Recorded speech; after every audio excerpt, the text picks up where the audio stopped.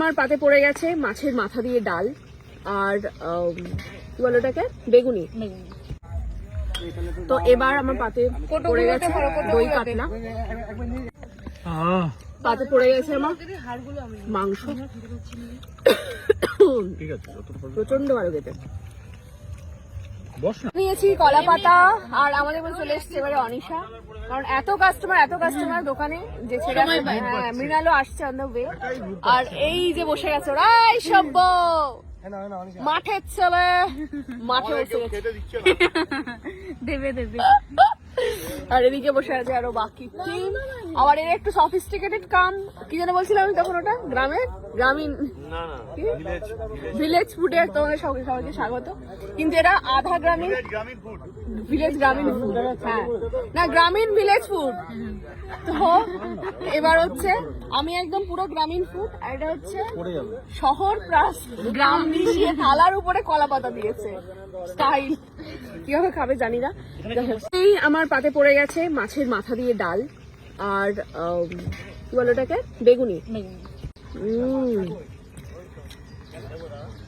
বাহ,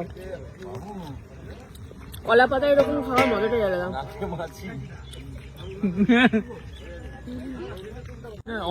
তো আমরা পুরো পরিবার এখানে খেতে বসেছি। এবার হচ্ছে মাছের কি আছে, আরে আমি পুজো থেকে ঘুরতে যাইনি, দই কাতলা পড়ে গেছে। দাও আমাকে একটা দিলেই হলো।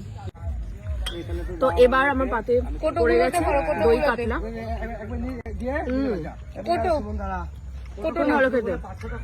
সব মশলার কোটো আছে, দেখো আলাদা আলাদা স্টিলের, 4টে 5টা আছে। দারুণ রান্না। ওদিকেও পড়ে যাচ্ছে, ওদিকেও খাচ্ছে অনেক। পাতে পড়ে গেছে আমার মাংস, প্রচন্ড ভালো খেতে।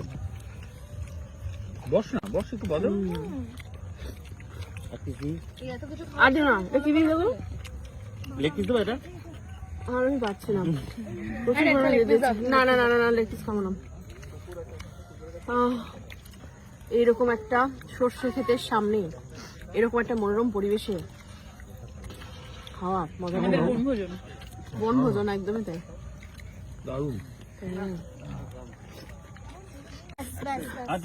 এবারে পোতে পড়ে গেছে পাতে চাটনি আর পাঁপড়।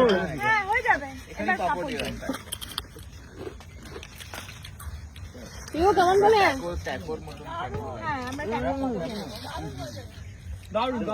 দারুণ রান্না, খুব ভালো।